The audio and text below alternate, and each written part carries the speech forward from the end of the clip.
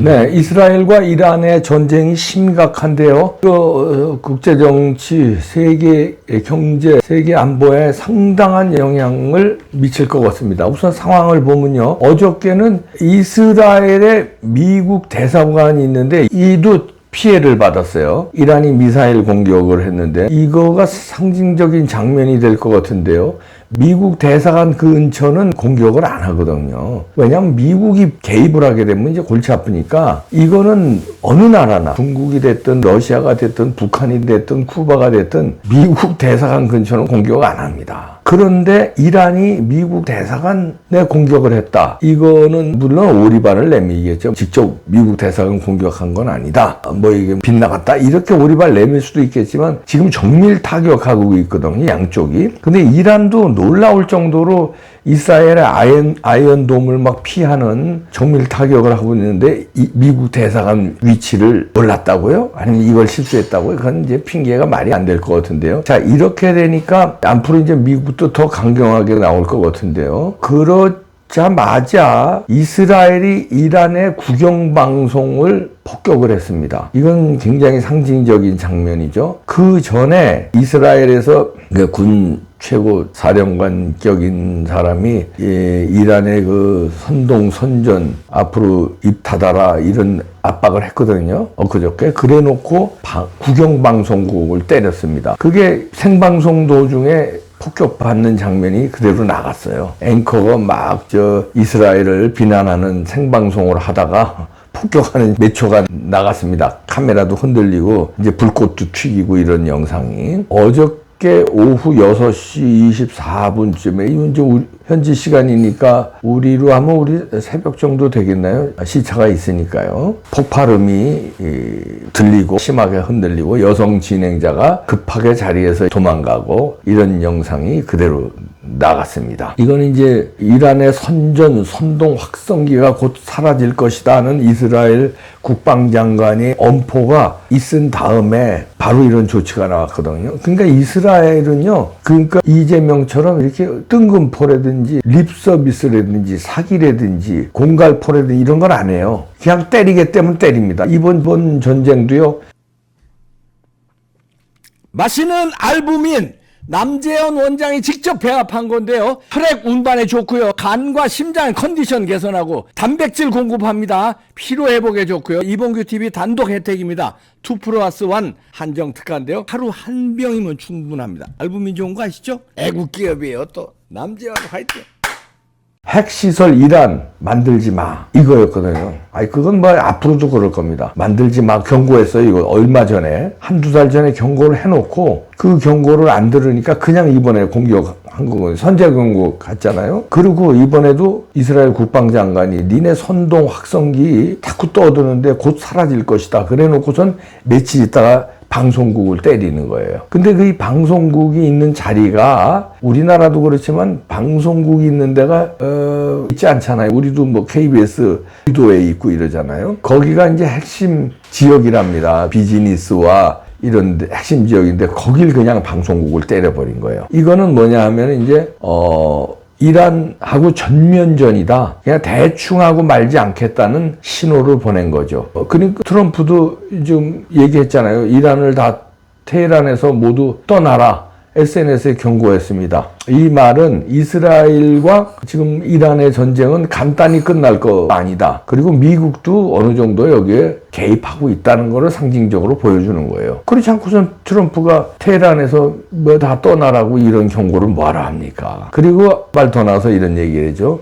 트럼프는 이란은 거래를 했어야 한다. 왜 내 말 안 듣느냐? 제가 협상에 나서겠다고 또 얘기도 했거든요. 근데 말을 안 듣고 미국에서도 그 얘기를 했어요. 핵시설 만들지 말라. 이스라엘하고 비슷한 얘기를 했거든요. 근데 자기들 말을 안 들었다 이거예요. 미국 말을. 그래서 때릴 수밖에 없다. 그래서 민간인 피해가 우려되니까 모두 즉시, 그것도 즉시라는 표현을 썼습니다. 테헤란을 떠나라. 인간의 생명이 중요하다. 얼마나 안타까운 일이냐.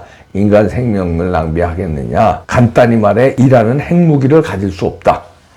수없이 반복해서 나는 말했다. 그리고 생명은 소중하니까 이란 다 떠나라. 그리고선 다 때려버리겠다는 겁니다.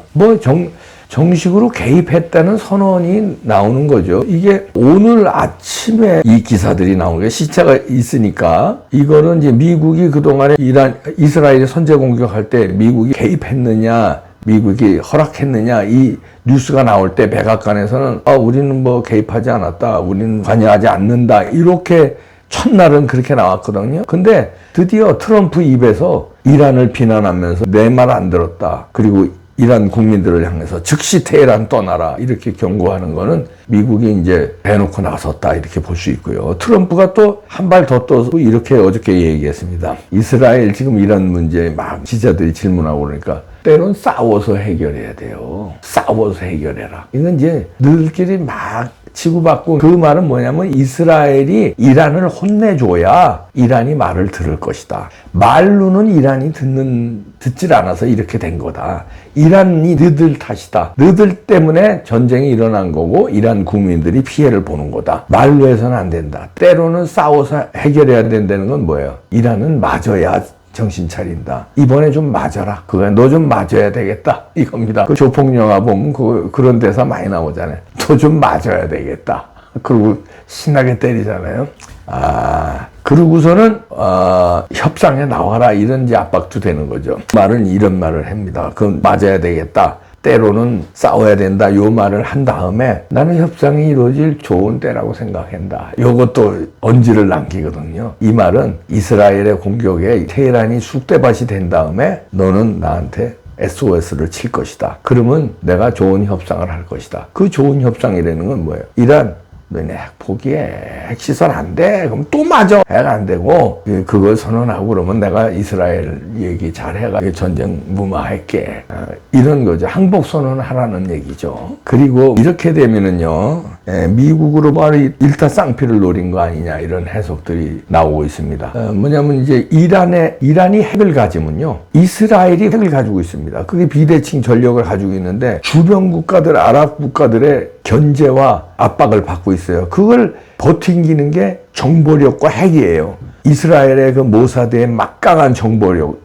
이번에도 보이시죠? 그냥 핵 과학자들 싹 작살냅니다. 집에서 자는데 그냥 암살당하고 폭격당해요. 그 다음에 국방 완투 이런 사람들 그냥 바로 죽여버리고, 종교적인 지도자 하메이니는 안 죽입니다. 왜 안 죽이냐면 하메이니를 만약에 죽이면은 그거는 이제 성지가 되고 그 다음에 국민들이 진짜 일어나거든요. 이판사판으로. 그러면 이스라엘도 피해를 보고 미국도 피해를 보니까 하메이니는 안 죽여. 그 대신 그 전쟁을 실행하는 국방의 완투 핵과학자들을 싹 죽여버리는 거예요. 이번에 다 죽여버리잖아요.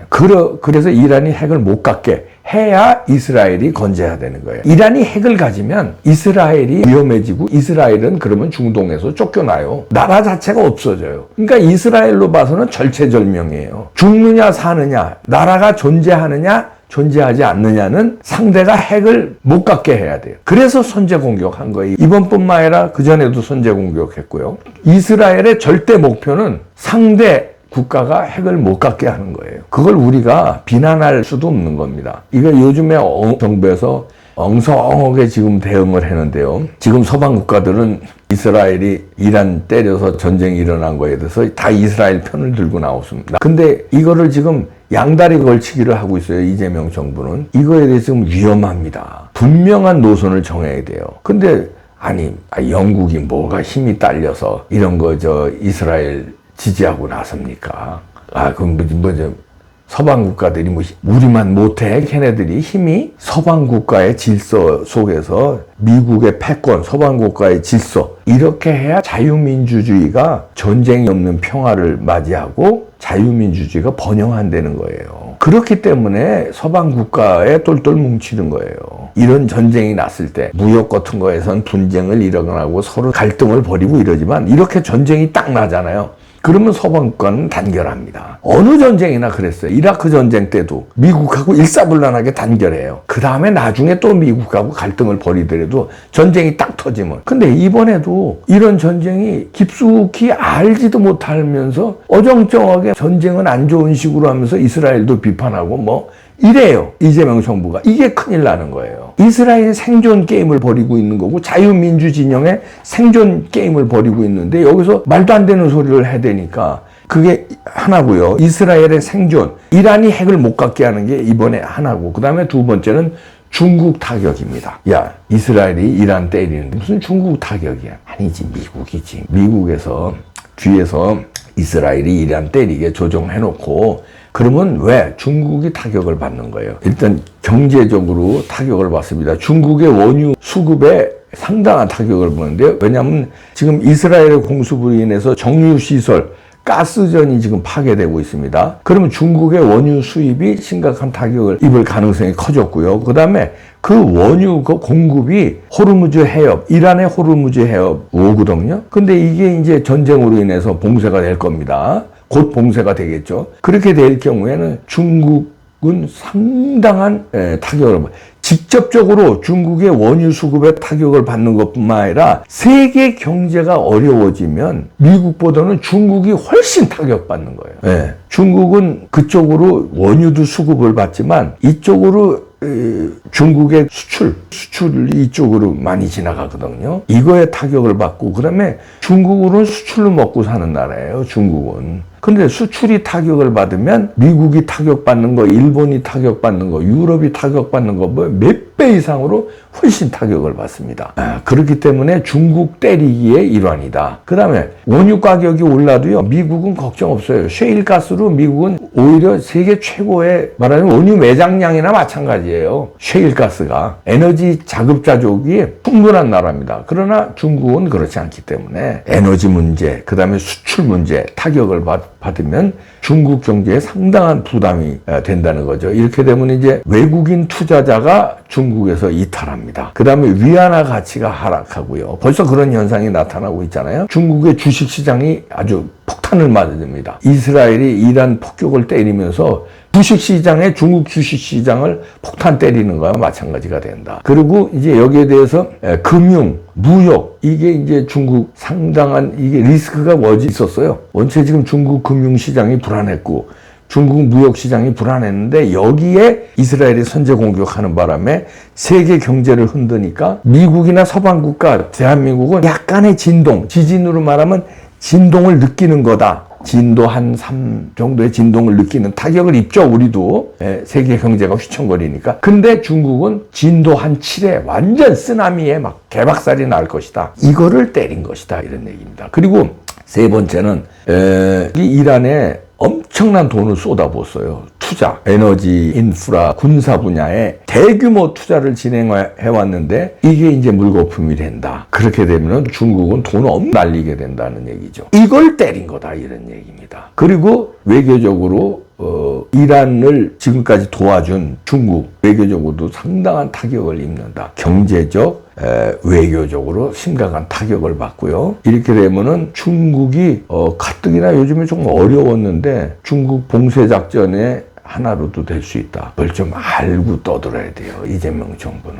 너 좀 맞자 그러고 때리는데 전쟁은 나쁜 거다, 폭격이 뭐 저거지. 그걸 알고 떠들어라. 아유, 나 진짜 미치겠다, 진짜.